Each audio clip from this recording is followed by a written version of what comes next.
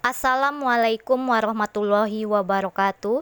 Pada hari ini kita belajar IPS yang berjudul Proses Pembentukan Muka Bumi. Proses pembentukan muka bumi terdiri dari dua. Satu, tenaga endogen, yaitu tenaga yang berasal dari dalam bumi, yang sifatnya membentuk permukaan bumi.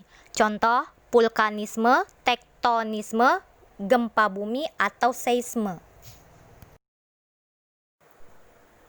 Lanjut, yang kedua, tenaga eksogen, yaitu tenaga yang berasal dari luar bumi yang sifatnya merusak permukaan bumi. Nah, di sini yang sifatnya merusak permukaan bumi contohnya pelapukan, erosi atau pengikisan, dan sedimentasi.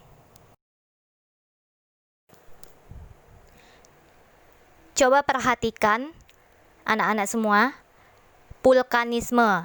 Vulkanisme di sini coba lihat ada contoh gambarnya. Nah, vulkanisme di sini adalah proses pembentukan alam yang berhubungan dengan aktivitas gunung api. Lanjut. Di sini ada gambar proses terjadinya tektonisme. Nah, di sini tektonisme adalah proses pembentukan alam yang terjadi karena adanya pergerakan dari dalam bumi dan mengakibatkan kulit bumi pecah.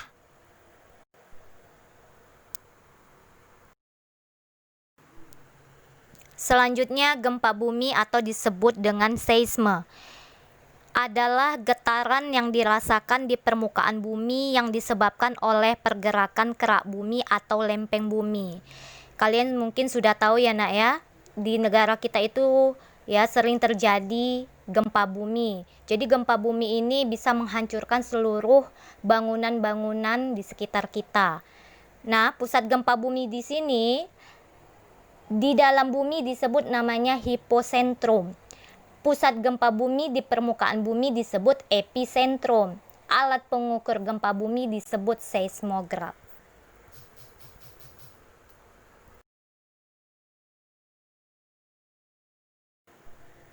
Lanjut, pelapukan.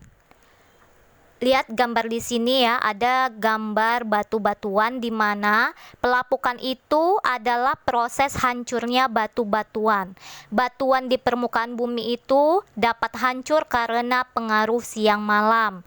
Bisa dari tetesan air, juga bisa dari pelapukan karena akar tumbuh-tumbuhan. Lanjut, erosi atau disebut juga dengan pengikisan. Lihat contoh di sini ya, ada pengikisan tanah di daerah sungai ya, di dekat sungai. Jadi erosi atau pengikisan ini adalah proses terlepas dari berpindahnya. Jadi berpindahnya material batu-batuan oleh erosi. Lanjut, ada gambar sedimentasi ya. Terjadinya sedimentasi ini adalah proses pengendapan material hasil erosi air, angin, gelombang laut. Selanjutnya, keragaman bentuk muka bumi. Selain proses pembentukan muka bumi, juga kalian harus tahu bentuk muka bumi terdiri dari dua.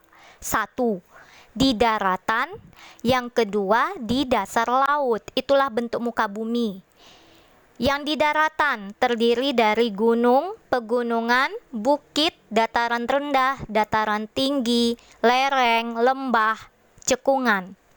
Yang kedua, di dasar laut terdiri dari paparan benua, lereng benua, lubuk laut, punggung laut, palung laut, gunung laut, ambang laut, pantai.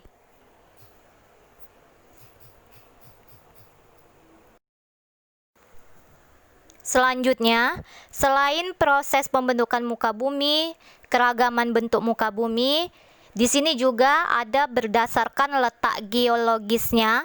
Relief dasar laut di Indonesia dibedakan menjadi 3 bagian, yaitu 1. daerah dangkalan Sunda.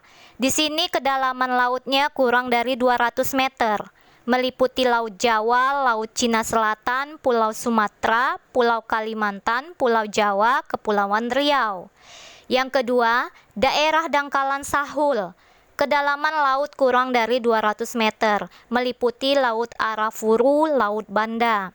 Yang ketiga, dasar laut daerah Laut Tengah Australia.